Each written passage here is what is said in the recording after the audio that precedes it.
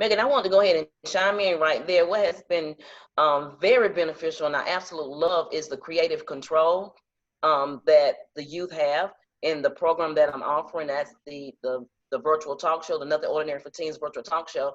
It has been absolutely phenomenal in what they bring to the table. I have youth that have now created databases for what we're doing. They have the creative juice to make everything happen, from the platform to the guests to the questions. And all of this is around building their skills and the core competencies like team building, health relationships, um, career planning, problem solving, all of that. And if there is someone that is a little more pulled back and say didn't maybe communicate a whole lot during that session, I may just go offline and give them a call and say, hey, you know what? Mm-hmm. I thought about bringing this to the team. What do you think about it? Just to make certain that each and every one of them are part, or they know that they are part of that team and making those episodes and those shows happen.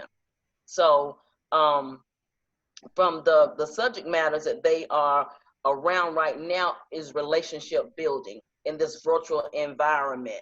And I want to make certain that we do focus on that as much as they need to have those type conversations. And when you ask the question about how they are maybe their relationship building with one another, they don't know one another, we always have some sort of creative icebreaker. It may be give me a word associated with the first letter of your name, or someone guess something about them, or just tell us something that nobody in the world knows about you. No matter what it is, everything is nothing is off limits. So just really keeping it going, keeping it moving, just being very creative. But I try to, and I say 80-20%. I facilitate. However, that 80% belongs to them, because I do not want them to get bored. And right now, I have 246. I have 2 interns, 2 project leaders, Megan, 2 research persons on the team, and these are all from D6 and D7. And then we have about 54 active VITs. I call them VITs, very important teams. So that have the say so on what happens on the show. Our most recent show was to be 1 hour. It went 1 hour and a half and still did not end there. They had so many questions. To the guest is coming back to do a part 2. I love that. I have to move those parameters and say, hey, it was intended to be an hour, but if they still want to talk and still listening, let's just make it happen. So just giving them that creative control over what we're saying has been absolutely very beneficial. What this looks like when school starts, that's another question, right? Yeah.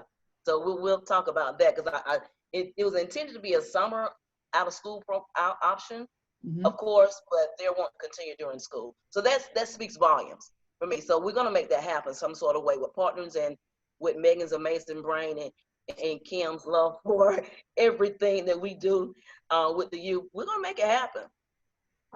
Yeah, y'all are making it happen.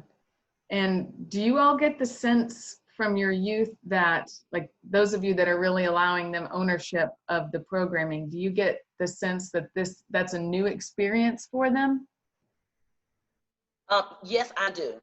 Okay. I'm sorry, I really do, because, and I tell them up front, it will not be a lecture. Anything that we do, I need your input. I can't do this without you. I show the value every time we have a conversation to continue to build them, and their eyes just brighten up.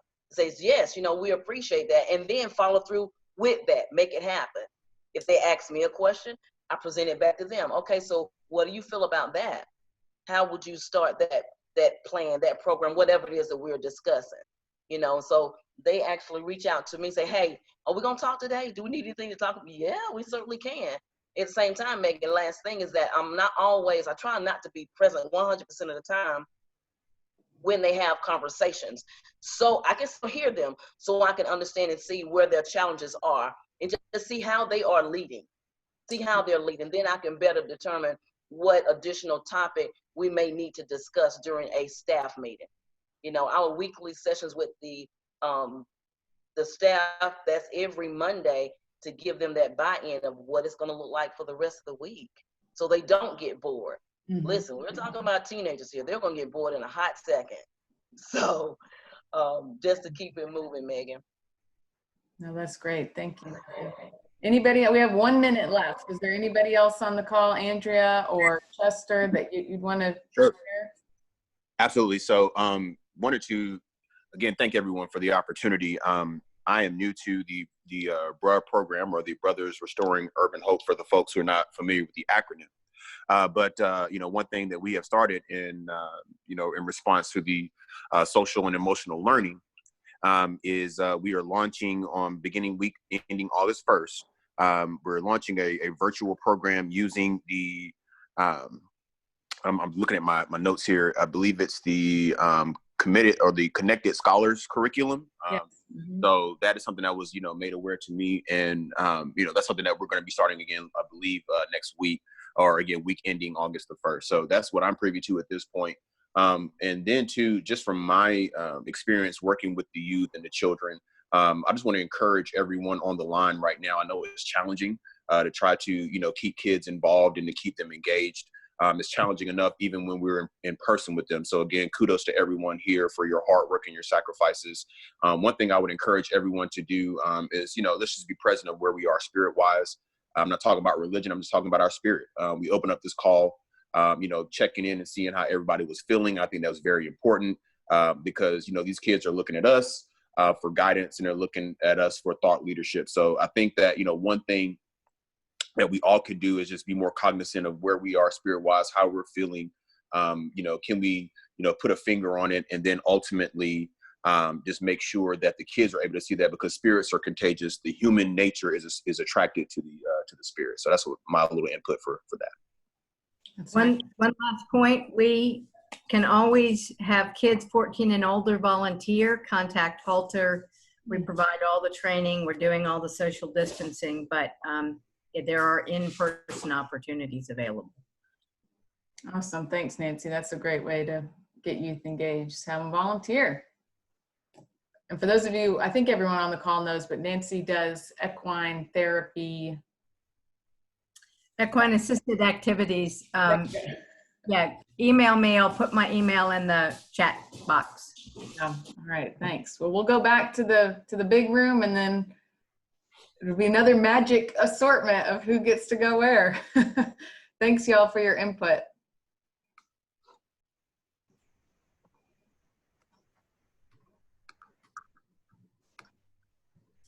All right, we should have everybody back now, I think. Savannah, did we want to do reporting out? Yes, let's do a quick report out from all of our groups to the first questions. What changes have you made in your programs to address social and emotional learning in a virtual context? Is there a group that wants to start us out with some main points that they identified within their group? I'll share, because I forgot to ask somebody else to share, so won't spring that on anybody.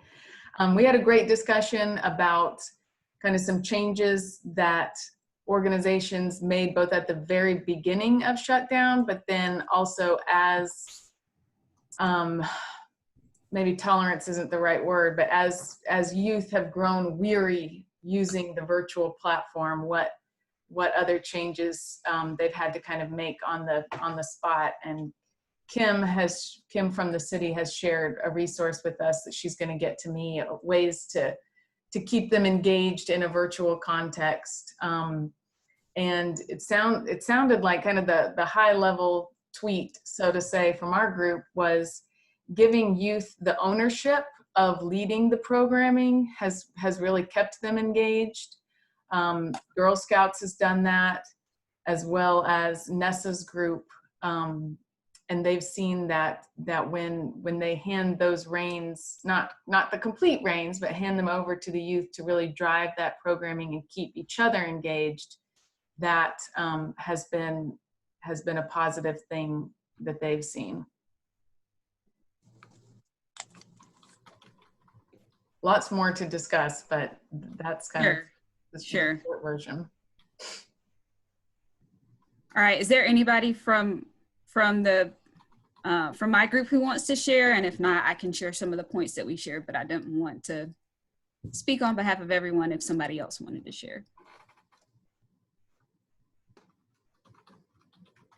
Okay, well, we talked about the spaces and kind of this idea of like how much time are we giving youth on the virtual platform? How are we integrating breaks? Are we integrating breaks, and what it means if you don't? One of the things that Tana was talking about was the difference between, giving students the option to not show their face and actually showing the face, and how that engagement makes for a very different atmosphere, but still providing the option for them to choose, but knowing the conversation is better. And then I don't want to get too much in like challenges or lessons learned yet, but just how the different environments and spaces can impact the engagement as well. So whether there are other people in the room that are not a part of the program, and how that has been impactful to the virtual learning space, and perhaps having to interject or share when that makes it difficult for students who are in the program to express themselves virtually. So just a few notes from our discussion. And then we had one more group.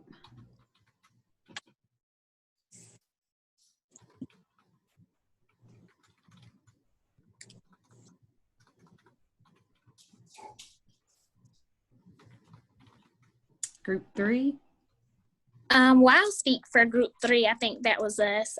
Even though I'm not a, youth provider, and I'm with the foundation, I definitely wanted to just soak up and be a sponge just to learn more about virtual learning, the gaps that some of you all face with engaging youth and things of that nature.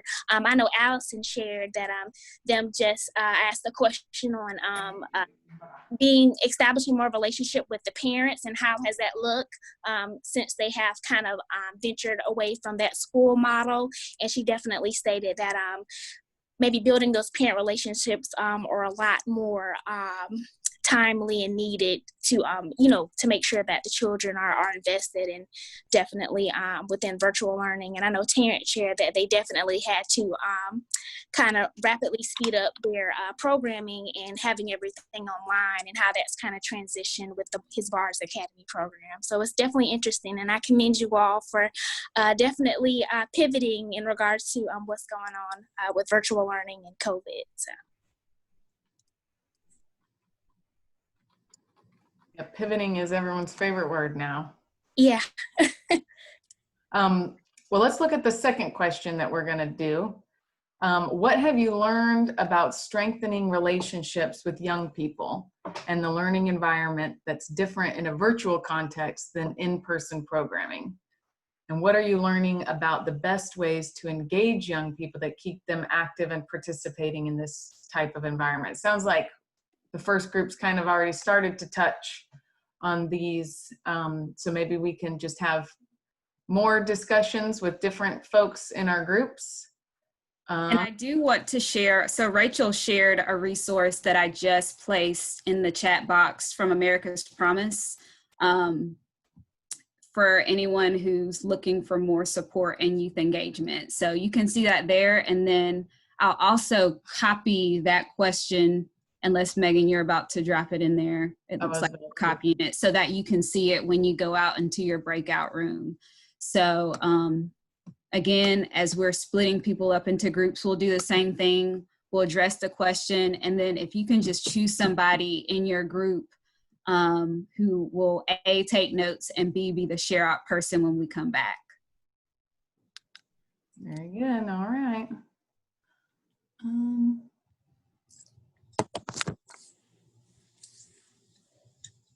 Move some of y'all around here. Oh, wait, sorry. There we go.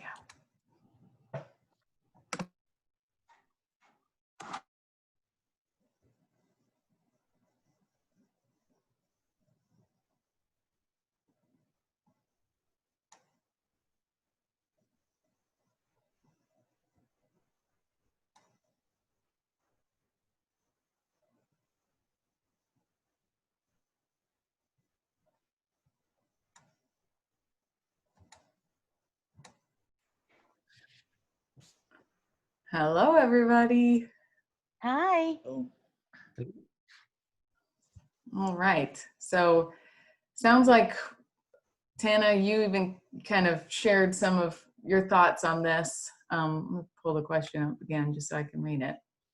So what have you learned about strengthening relationships with young people and the learning environment that's, I feel like I'm not reading that question in a like grammatically correct way.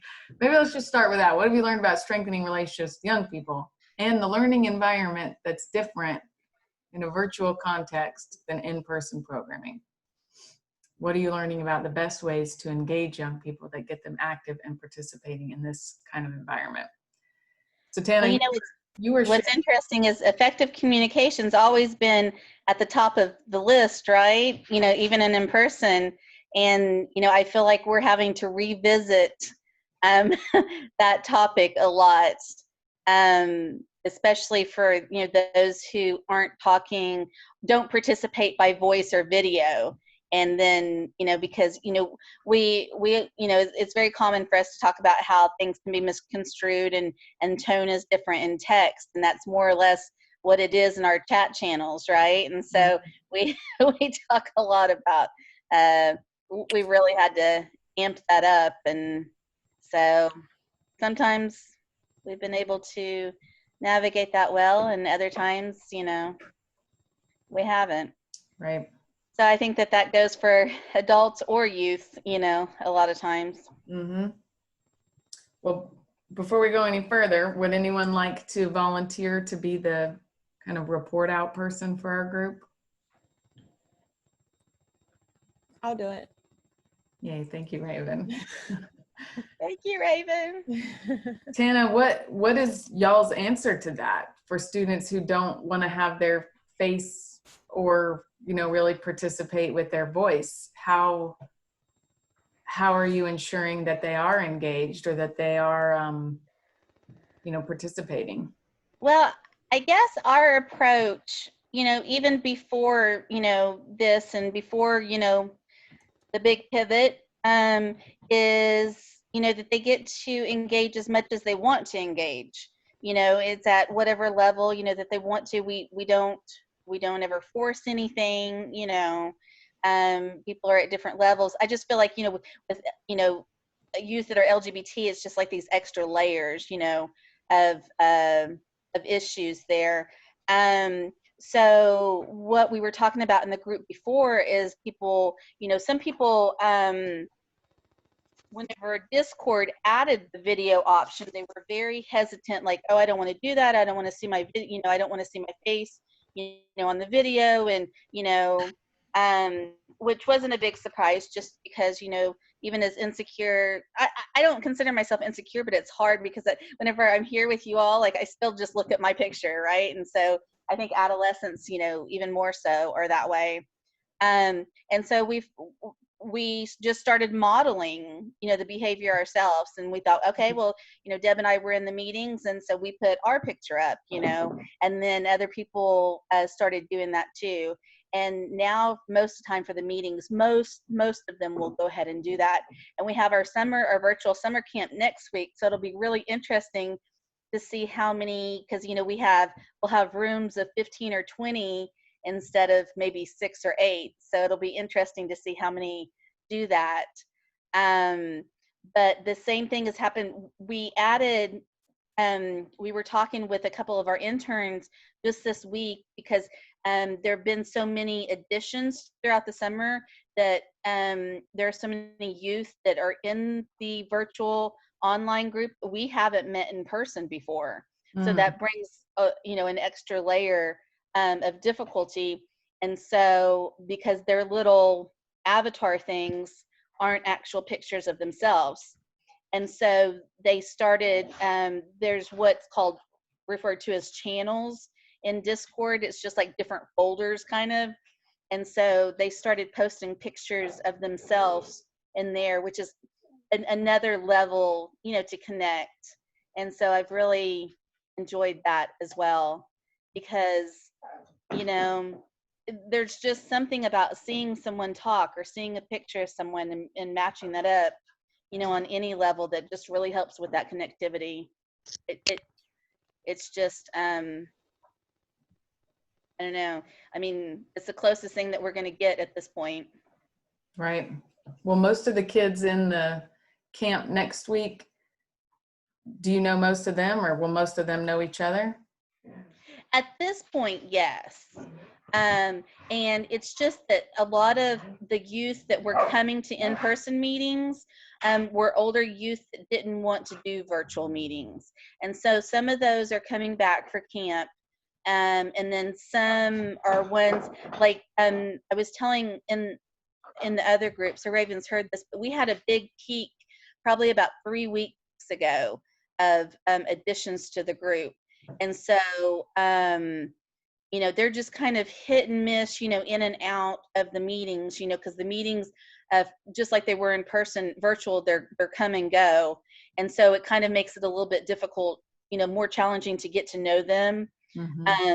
But we're at a good point now to where we feel like we've gotten to know them before camp. And so that'll be really interesting. And so we have 8 different workshops next week for camp, and none of them are overlapping. So it'll be a big, it'll probably be a big get to know you week, even on a higher level. Yeah. Now, Raven, you're the one that's kind of different in the group in that your youth are meeting in person. Yeah, so right now we're running the Youth Development Summer Internship Program, where we have 4 students ages 14 through 18. And we've been meeting in person. We were virtual for 2 weeks due to a COVID outbreak. And so we did use Zoom during that 2-week time frame. And I mean, in that aspect, because we had been in person that first week and then the COVID outbreak happened, and so the next 2 weeks we were virtual via Zoom. I mean, it was a huge difference as far as engagement goes. They have at home sort of sources that are interfering with, distracting them. And our approach was really keeping the time frame short. So when they were reporting to the farm, they were working from 9 a.m. to 2 o'clock Monday through Friday. Well, sitting them at home from 9 to 2 on the computer just wasn't going to happen. So we split that up into like one and a half to 2 hours in the morning, and then they checked in at the end of the day to make sure they did their assignment. And honestly, like, our biggest approach was being open-minded that, okay, you're having issues with the internet. Your sister is coming in every 2 seconds. Now that you're at home, your parents feel as though maybe you need to be going with them to run errands and not sitting at home by yourself. And that was more so with the 14-year-olds. We encountered that. And really just trying to keep the engagement very open with the workshops, especially sort of leaning away from just, hey, like, let me teach you something for 2 hours or an hour, and like, let's have a more open discussion about the slides that we're going over in this topic, and how do you feel about it, and let's do an activity. And so we really tried to make it fun and open and do more so discussion based opposed to just information based, because you could see someone looking at a TV screen opposed to the computer. And so that was sort of our experience with it. I'm glad it was only for 2 weeks. We were excited to get back, but obviously with a lot of provisions now. Yeah.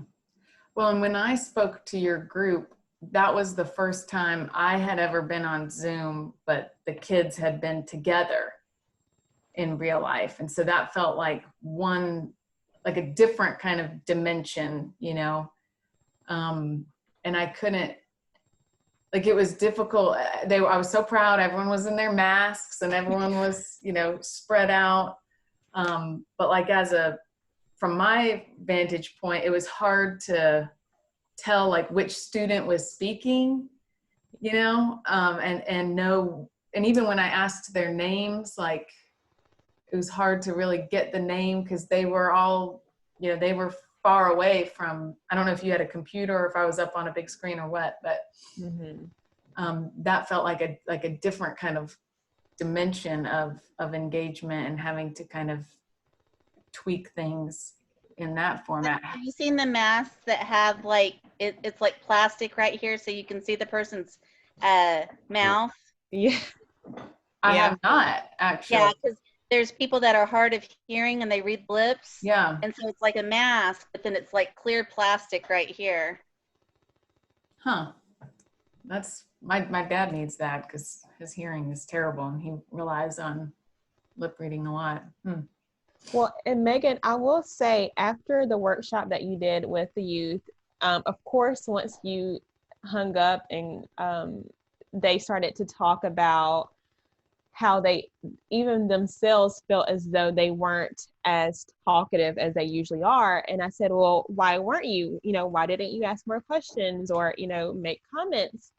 And one of the students mentioned they felt as though, you're on city council, and they felt as though there was this prestige level, and they weren't able. And I'm like, well, Megan's really isn't that way. And maybe it's because, again, you're on Zoom, so they only hear, your background, and they aren't able to feel the energy.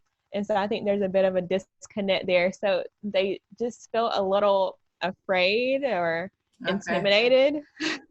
No, You're so intimidating, Megan. You're so intimidating. I know. I was so surprised to hear that. And I'm like, I've never gotten that from her, but they're different. They're younger. And so you just never know how they perceive things. So that's funny. I remember my 7th grade teacher telling me that I was intimidating people, and it like crushed me.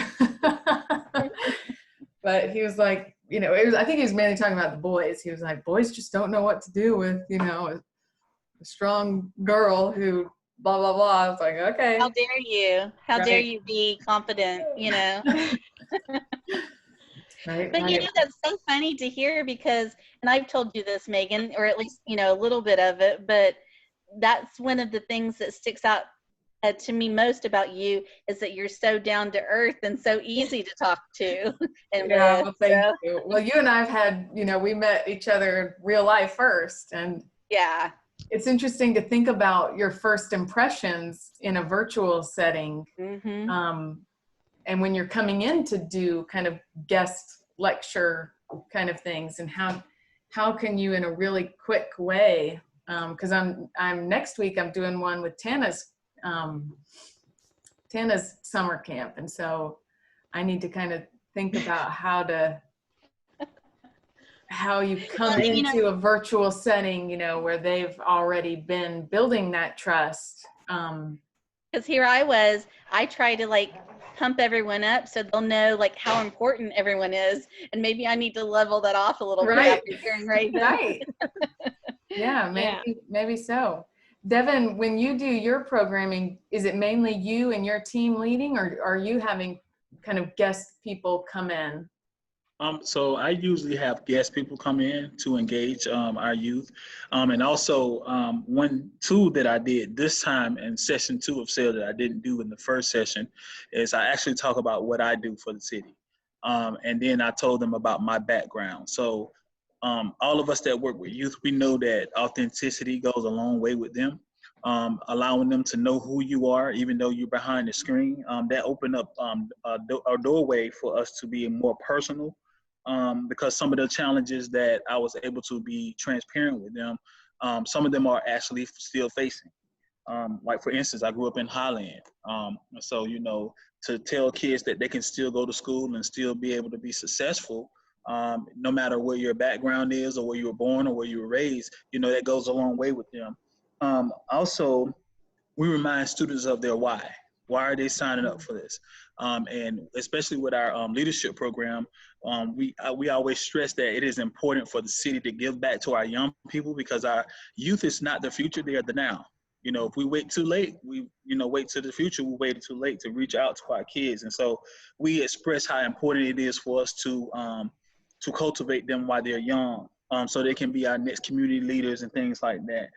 We also stress the importance of networking. Just about every person that I strategically selected to be a speaker to our youth, they always stress the importance of networking. So we tie that into, you don't have to wait till you graduate high school. You can be networking now, because it's going to create other opportunities for you down the line, whether it's jobs, whether it's part-time jobs, whether it's using somebody for a reference to get into a college or things like that. And I also remind them that everyone in the world is communicating via Zoom. So it's just not you guys. You know, people are doing business online through Zoom. And so, you know, just telling them that this is the way that things are going, you know, even we have to do it. We have to be flexible. We have to adjust, and putting them in the mindset of, you know, this is not going away. Well, what have you, maybe you and Raven, seen work really well when you have the guest speakers come in? How are they? I mean, you have already been there and you're kind of that continual adult presence. But what have you seen work well or not work well when people just kind of drop in and lead a session? Well, I also, go ahead, Raven. Oh, go ahead, it's fine. Okay, I also remind them that we are their support system, you know, and us as out of school time providers, we know how crucial that is.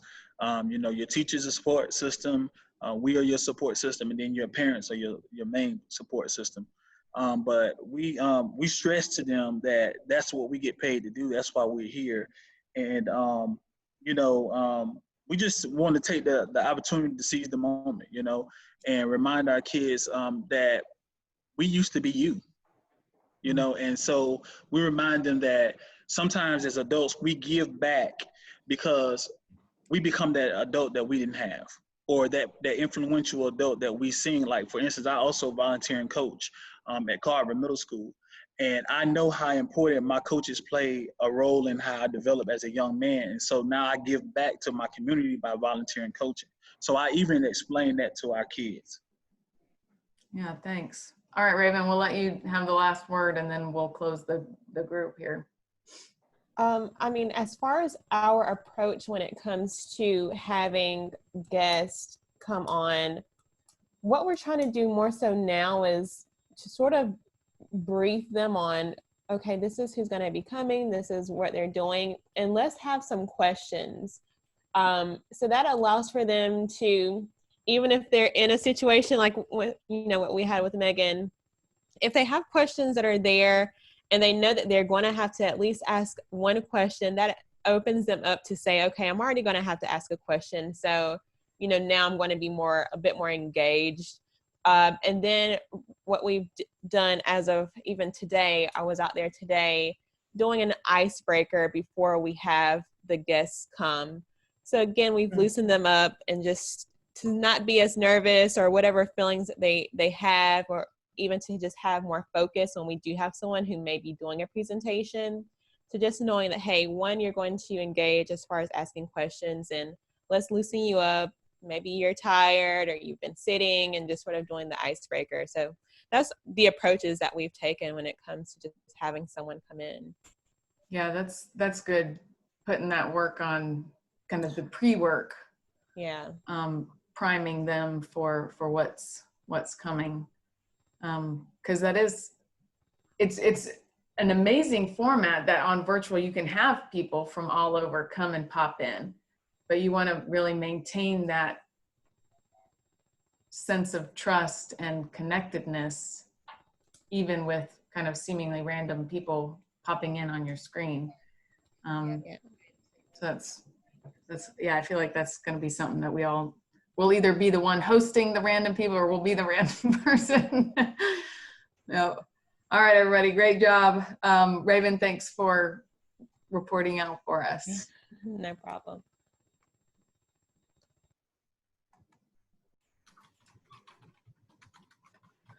Welcome back, everybody. Hope you had some more good conversations.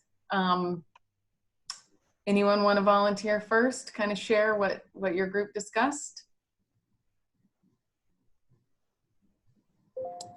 I'll go. So we talked about several different things as far as the challenges that we're seeing. We're more so leaning towards the face interaction, so showing your face and the ability to actually want to talk because you are on Zoom, and that's something that Tana talked about with her group, especially when you have people that you were not connecting to before Zoom came about, so now your first interaction is with them virtually. So how our group sort of discussed ways that we're combating that is really about building trust. And some ways that I'm doing that in my program is sort of briefing them on who's going to be coming. Let's write down some questions to make sure that we're being open and engaging and not just sitting there watching someone present or, talk and do slides. We also talked about one thing that Devin mentioned was letting the group that you're serving know who you are and being transparent, building that connection, even though we are virtual. So the highlight of what we talked about was really just building trust and connectiveness within the group.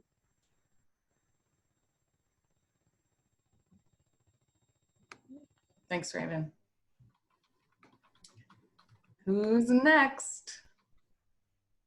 I'll say this. I don't think I'm muted. No, good. One thing we talked about, Megan, was I know a caveat like Justin mentioned with Scouts was like doing a virtual day camp and how it actually brought in some revenue. Just something we haven't, because we've never had to do it before, kind of a creative, different solution. And he said it was well attended and all that. I think too, I was mentioning, since we're still very much like in the development stage of kind of virtual and all that still with us, with our programming and everything, it's maybe the future, knowing that we can extend some of our matches going into the future because they can rely on this kind of platform more. Whereas in the past, most of it has been face-to-face, whether it's been on site at the school or out in the community. So it might open up, a little more, possibility for strengthening a relationship long-term. But there was just so many different things to kind of try to overcome, especially when I think Kim and I were talking, when you're not used to communicating, the big and little, pretty much at school-based especially, could only do it on-site. So we had to figure out how can they communicate off-site. You know what I'm saying? So there was also little things we had to just work out within our agency. So we went all over the place with different where we went with the conversation. But I think as far as strengthening, just having to be creative and coming up with some different ways to work around it. We're gonna test pilot a little back to school refresher next week with our littles and just others and see how it goes. And so I'm curious, because I feel like we're fortunate that we have volunteers that are willing to do this virtually, but how's that going to work on the child end of things? That's where my main concern is. So yeah, thanks for sharing. I'd like to bring something else up that came out of that session. Justin mentioned that the access to technology has been an issue because kids receive the technology devices from their schools, but then those were taken back up. So that did not facilitate the ongoing support for kids. And so that year-round access may be something that the out-of-school time providers need to almost advocate for in a year-round type of environment, or partner with the school systems to say, hey, we realize you're providing it.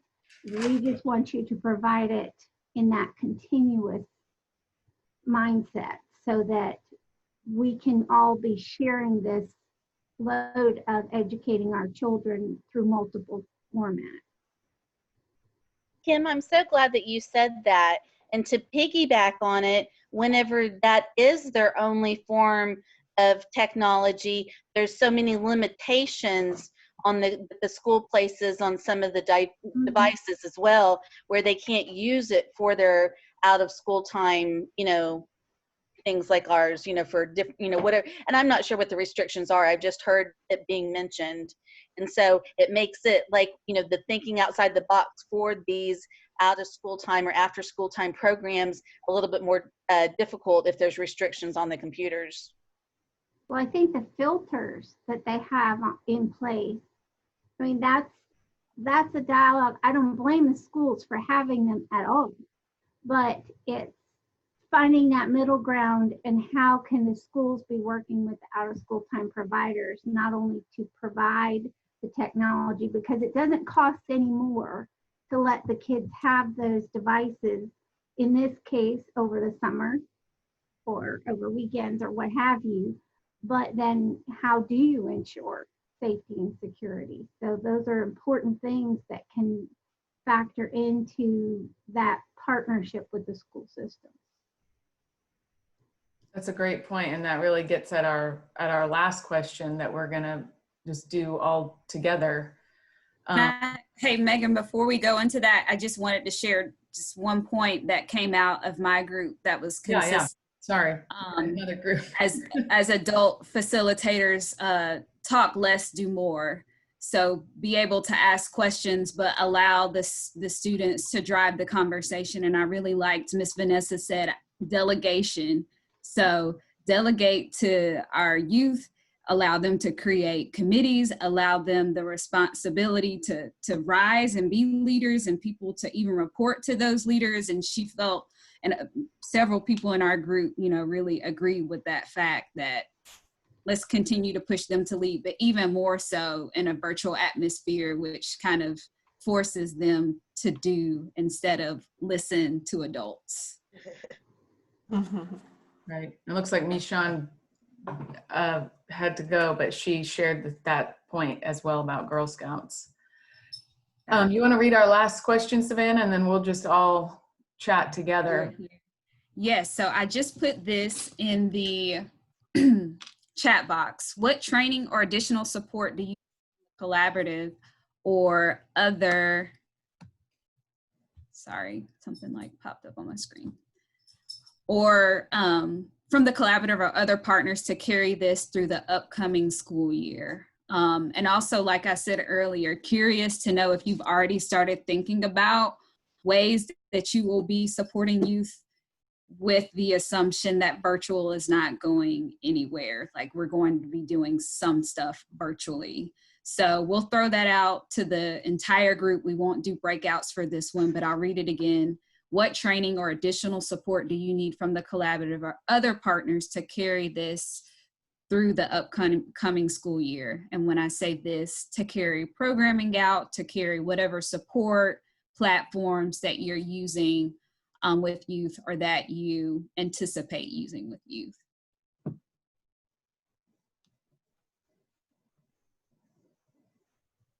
I'll go ahead and jump in if that's okay. This is Vanessa. Yeah, that's good. The training that Kim mentioned earlier, I jotted that down. I think it was Devin, please remind me of Kim. Lead by what organization? I think that would be beneficial training for mine anyway. Just to continue to be creative in whatever aspect I can. That's one. Devices. Tana stated that I was able to secure a few devices. Thank you, Savannah and Megan. But devices that don't limit their capabilities, as well as the third one, engaging even a larger audience of youth. What that looks like, how we're going to do that, I don't know just yet. But three things: additional training that Kim stated, devices that don't limit their accessibility, and then just engaging a larger audience.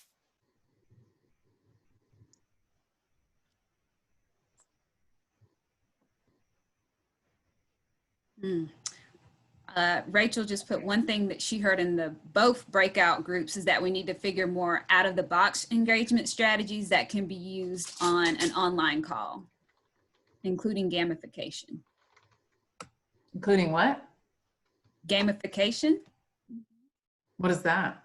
Yeah. Adding games to it, or like trivia, or I think in my breakout group, Tana, did you mention using games? I remember someone mentioning it, and I was like, okay. I didn't mention it, but it's something that we utilize as well. So it's like you read my mind. So nope, just took notes. I think Justin mentioned it too. Yeah, you can't play tag as easily on Zoom. So you got to come up with some new ideas. So this is Kim Moultrie. The training that I mentioned, several of you may be familiar with Eric Rolls and his organization called Leading to Change.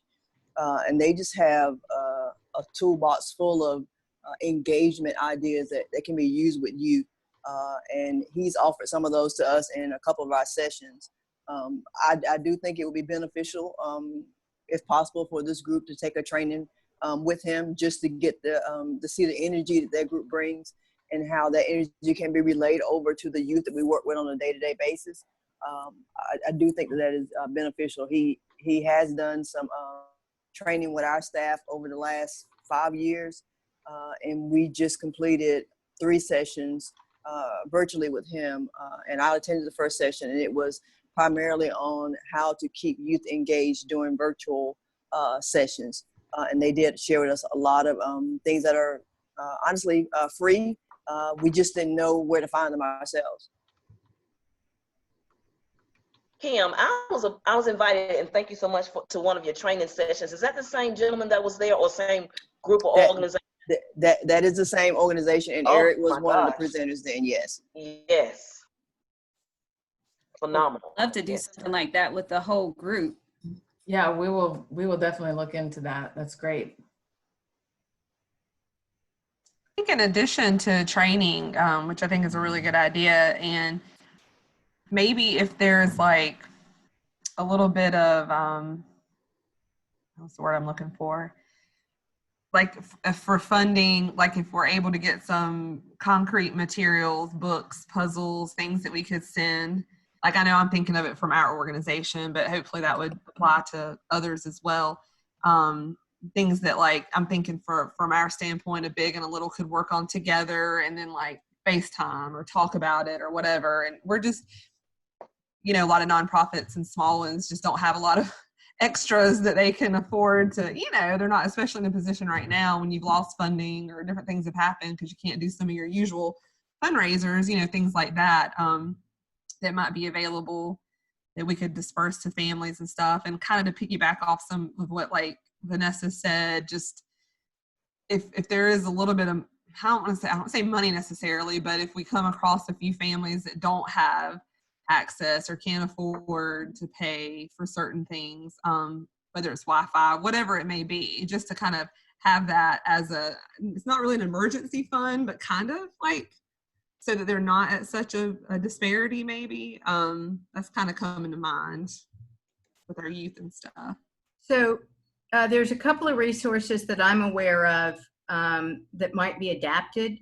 4-H has all kinds of, they're online, they're typically free.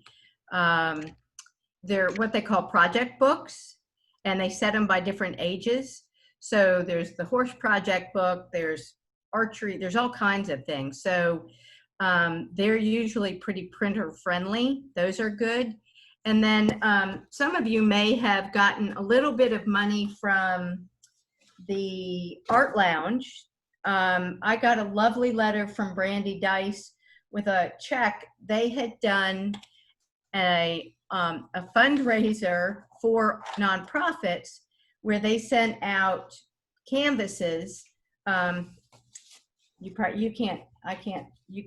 can't see my screen, but we got a little donation from a 6-year-old, and it was amazing that they all got to choose their nonprofit. So I called Brandy and I just congratulated her for her thinking, because I thought it was great. It might be something that any of the youth groups, any of the youth serving organizations could do. I will put in the chat box her contact information, but they had 26 kids get involved. It was great. And we're gonna try and do something with them to come out and paint pictures of horses at some point in time. But I just thought it was just super. That's cool. Thank you, Nancy. I've talked to Savannah and Megan both about this, so this isn't new, but the activity bags that we were doing at Uplift, we've actually continued doing that to where, okay. Sorry, dogs.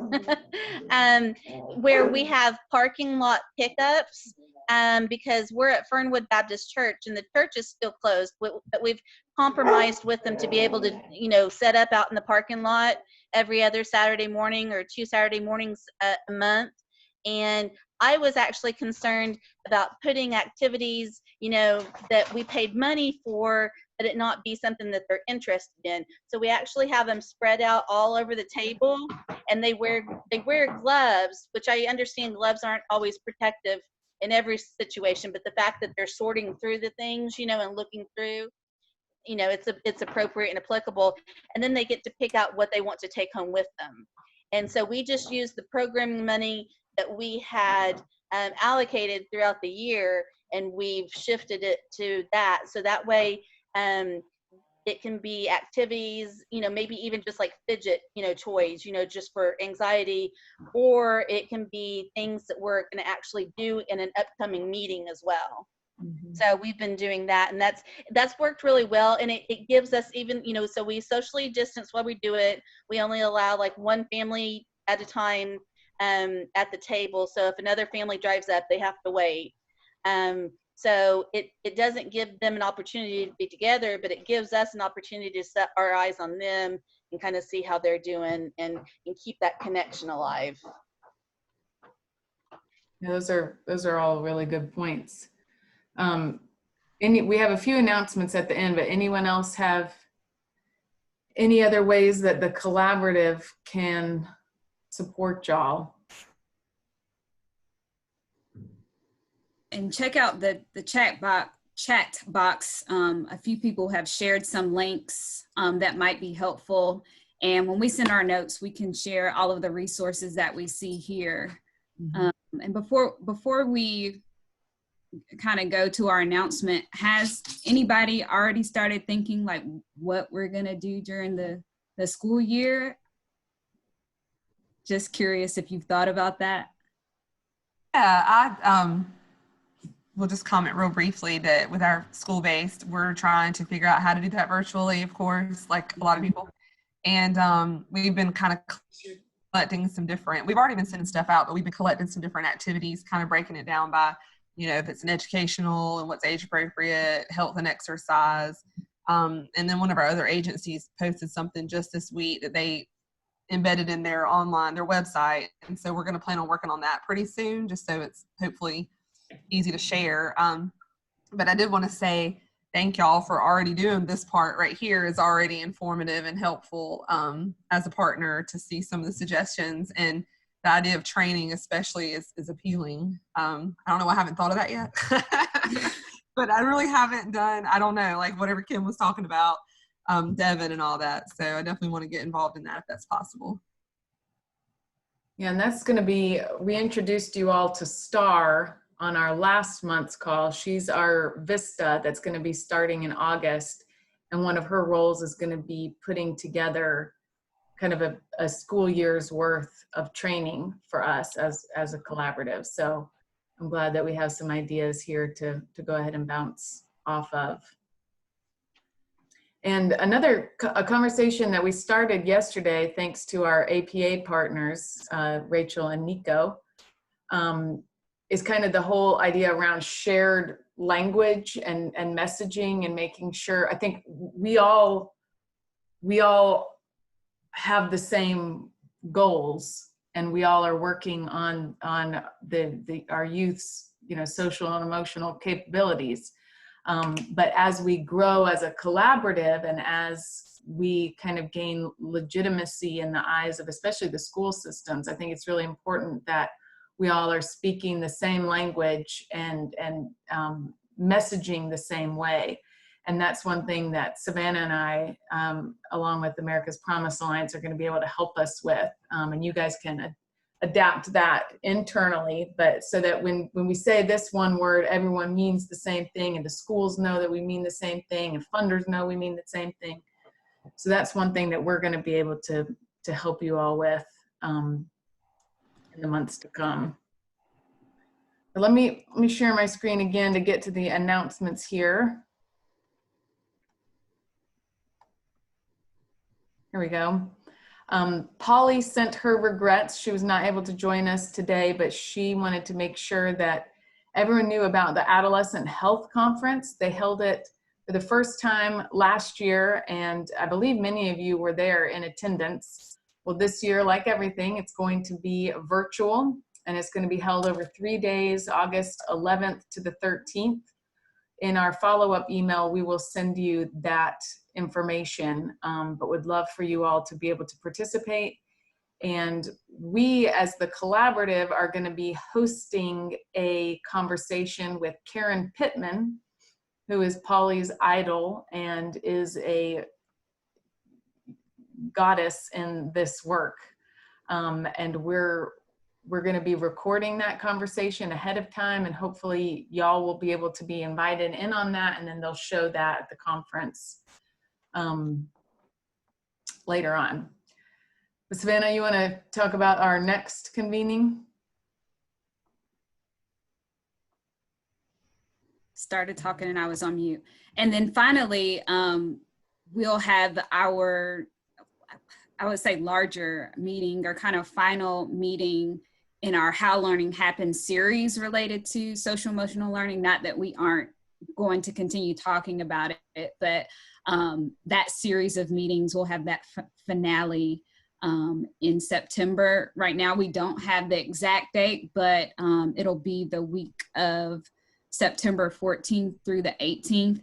And so what we'll do is really tie together all of the meetings that we've had related to social and emotional learning. There's a curriculum related to SEL practices that we would like to dive into. And then if you remember at some of our other meetings, we've talked about an action plan. And so we're going to do some collaborative action planning together. And so we're hoping to be able to share some of that, some material on that at the Adolescent Health Conference, because we want to include our out of school time partners, but our work in this is shared with many of the adults that will be in the space at the Adolescent Health Conference, including educators. So we would like to include more people who are touching youth so that, again, we can be together in this journey to support social, emotional, and cognitive development. And you might remember from our first meeting back in February, I think it was, we had Priscilla Little, who came from Boston, to talk to us. She's going to be coming back virtually along with someone from another national organization called the Weichert Center, and they're going to be leading that discussion for us. So that will be a great time together. And then finally, is Raven still on? Yes, I'm here. Raven, you want to just quickly talk about the Career Development Day?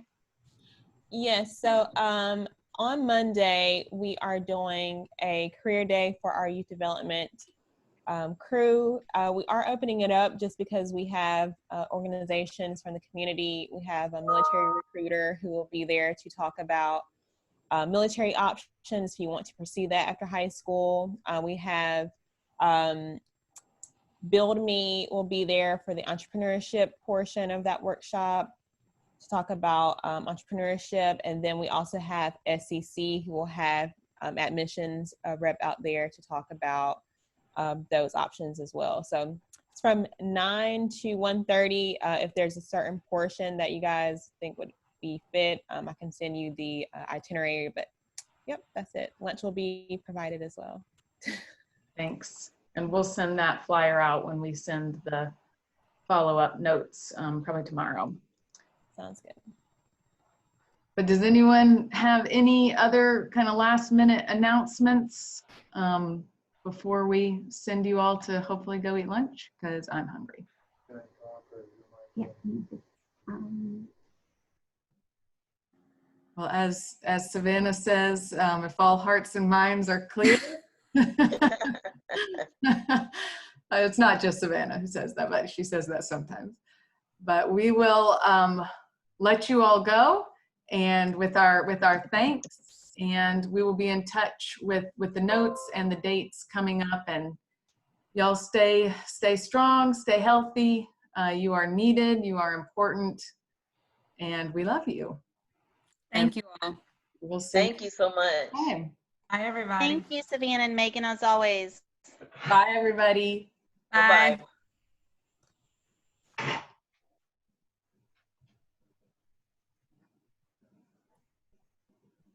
Oh, I like Rachel's picture. Oh, she looks so much older. And You did. I haven't seen you with your hair like that before. you're muted. Here, let me unmute you. There you go. Oh, I was saying thanks. Those are my engagement pictures. So I had to So look nice. back. And yeah, that was 2 years ago for sure. Looks great. I just wanted to say I didn't have anything to add. I just wanted to say that was amazing. And it was so funny because it's so closely tied to the research that we've just released, you know? So like, but that's why I like sent it to you though. I didn't want to be one of those people who just like is always plugging your product. No, it's fine. Not about No, it you. is. Like, but yeah, it was, so please, like when you're sending out the follow-up, I think it's so closely aligned just because like, that's what we started talking about in the second breakout group where we were talking about like just the findings and how people are feeling isolated, and that's Yeah. why OST is so important, you know?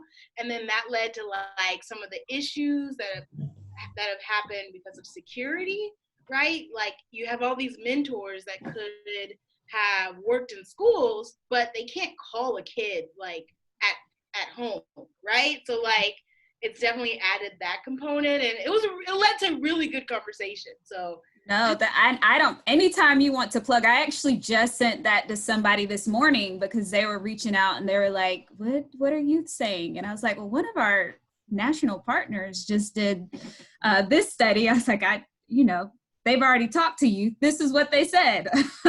yeah, exactly. And then, and the other thing I'm super excited about that is I am making an engagement strategy Zoom guide. So one, if you hear of, because one thing that I think Raven put, I like copied and pasted to make sure that it's in my guide, but like I'm gonna be really happy to share it with y'all because you can pass it on to them, because that was one thing that I kept hearing, like out of the box, you know, kids don't want to just sit here and look at their picture or video. So like, right. What can we do? So well, in our, I think it was the second group, we had a whole discussion about, you know, you're hosting a Zoom camp or whatever, but then you have guest speakers come in. And that was something that I encountered with the farmers market group. I was the guest speaker and they were just, I told Savannah it was like pulling teeth. It was just completely dead. And so I had that talk with Raven, who's from the farmers market, and she was saying how, you know, she noticed that, and she even asked them after I got off the Zoom, like, why were y'all not asking any questions? And so she kind of changed her approach to really priming students for speakers and thinking of questions in advance. And I just hadn't really thought of that. That's a whole different kind of type of engagement, is someone who just pops in for 30 minutes and then leaves. Right. So I don't know if you want to include that as well. You know what stuck out for me, and I hadn't really thought about this, we talk a lot about how people feel disconnected and isolated, but what really hit me was the conversation about like family members coming in spaces. And I don't really think we talk enough about, well, what about that time that you want to have to yourself that you no longer have because of the shared spaces with younger siblings, like, you know, going to school is also an outlet to like be with people your age and not worry about those distractions. But now even that is taken away. And I was just, I don't know what the answer is to that, but how do we create parameters, or I don't know what the relationship is like with parents to have some type of like mutual, we're going to try to honor spaces for some of our youth who just need a quick second, but that stood out. I could imagine that driving me crazy if I just want to have some time with my folks. Yeah, for sure. I think I was in the breakout room with you. You were, and I was like, huh. Yeah, and definitely just like when parents are on, like it changes the tone, the vibe of the room, and like, yeah, that's really interesting. I'm glad that she was able to address it. Megan, she just sent out like a blanket, like, okay, let's not make our peers feel uncomfortable, and like parents stop showing up, but like maybe they just stop showing up on screen. You know, I don't know. Right. But yeah, the security issue is definitely something that I hadn't really thought about, but it's huge, you know, like making them feel secure and then the actual security, right? Yeah. There's two different issues. Yeah. Right. Well, and the security about the laptops as well, because like one of our providers, it's kind of asynchronous programming, but a lot of them are YouTube links, and computers can't get on YouTube. And so I think that's a real potential for us as a collaborative. And thankfully, one of our staff people is married to the IT director for one of our districts that we work really closely with. So I think we could have a conversation about that. But maybe there's something I can, since I'm making this guide, that was gonna be my next question. Like, what are some issues that people are saying they're because are they using Zoom or are they using other platforms? All I know is Zoom. Tana said she was using something called Discord. Discord, yeah. Yeah. Okay. But that's the only other thing I've, what on earth? Sorry, something weird popped up on my computer too. And I'm gonna have to go in a minute to go pick up my children. That's the only other one that I've heard. Okay. Yeah. But if you guys think of any issue, like audience engagement is the first guide that I'm trying to do, and I'm trying to make it a Google Doc. So like always be in flux. The more I learn, the more other people learn. Yeah. Like, but if you have questions that I can answer, so it's like, you know, I want it to be targeted and useful. Like, so one thing I'm going to look for is maybe how do you embed YouTube into the screen or something so that it can go through the filters. I don't know. Maybe that could be something, or just sharing the screen. But that was the question I had for y'all too. Just like, were there any issues that you noticed on Zoom or things that you wish you could have done that I can go look up how to do so I can tell you?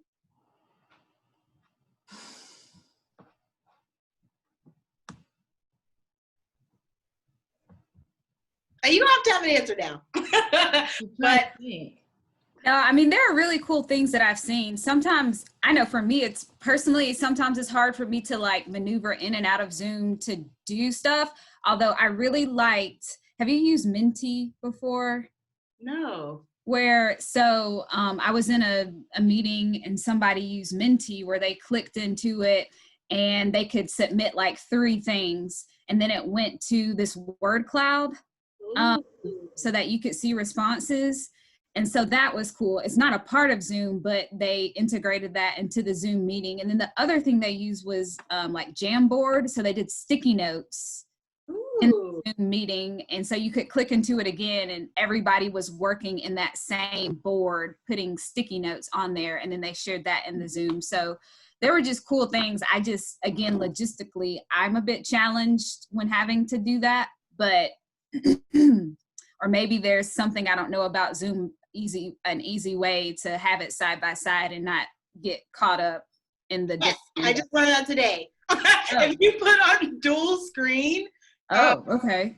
I just like literally 15 minutes before this meeting. So if you, in your settings, if you do dual screen, like you can see everybody here, and then my screen's over here, and then you can see like the screen or whatever you're sharing, like the content on the other side.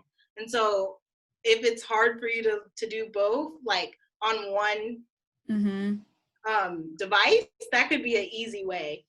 Oh, that's what I need. that's the downfall of my Zoom experience. Yep. Is so many meetings trying to like multitask and have you do that. And then I get so focused on the whatever that I'm starting to miss content. So, okay, cool. Yep. So I just learned that. See, this is what I'm trying to do for you. Thank you, Rachel. So if you think of anything else, let me know, okay?